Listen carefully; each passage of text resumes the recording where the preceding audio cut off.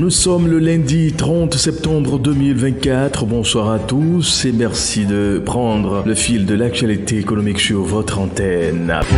Démarrons donc avec le pays des hommes intègres. Air Burkina s'est doté d'un Embraer 190 réceptionné samedi à Ouagadougou. L'appareil dispose de 6 sièges en classe affaires et 92 en classe économique. Il permettra la reprise des activités du transporteur qui prévoit un premier vol le 2 octobre, suivi de vols intérieurs vers Bobo-Dioulasso et régionaux vers Cotonou, Abidjan, Accra, Bamako, Niamey et Lomé. Air Burkina fait face depuis plusieurs années à des difficultés dont l'absence de flotte ayant conduit à une suspension de ses activités en raison de ses problèmes managériaux et de sa dette. La compagnie qui avait opté pour du leasing a dû immobiliser 2 Embraer 195 n'ayant pas pu en renouveler le contrat de location signé entre 2018 et 2022. Ces défis internes ont, selon la direction, été aggravés par des chocs extérieurs comme la Covid-19 et la hausse des prix du kérosène. Impliqué dans la relance du transporteur national, l'État burkinabé cherche à la positionner comme instrument stratégique de son plan pour le secteur aérien essentiel pour améliorer la connectivité dans un pays enclavé. Au point 2 de l'actualité économique, le Sénégal, où au cours du mois de juin 2024, le trafic du port de Dakar a chuté de 19,2% par rapport à mai, selon les chiffres de l'Agence nationale de la statistique et de la démographie. Ce recul est dû à une diminution de 27% des volumes débarqués, notamment tirés par les flux des marchandises diverses et des hydrocarbures raffinés. Les volumes exportés ont aussi faiblement contribué à cette baisse de performance en raison de la diminution des flux des produits de la mer. Quant au trafic desserte, il a aussi chuté de 21,1% sur la même période. En avril, le port de Dakar avait aussi affiché une baisse d'activité de 16,4% comparé au mois de mars. La chute des volumes était tirée par des expéditions de marchandises diverses et de produits de mer. Selon les chiffres disponibles, le trafic global de la plateforme s'était établi à 22,4 millions de tonnes en 2022. À Madagascar, les exportations de riz usiné sur le marché international se sont chiffrées à 125 300 tonnes entre janvier et juin 2024 selon les données compilées par la Direction générale des douanes, soit un recul de 53% par rapport aux achats de 269 600 tonnes effectués par la Grande Île au cours de la même période un an plus tôt.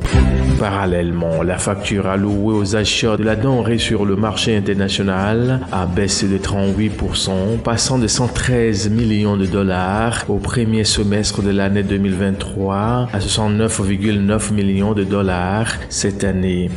Cette dynamique est à mettre en lien avec une meilleure disponibilité du riz usiné produit au niveau national.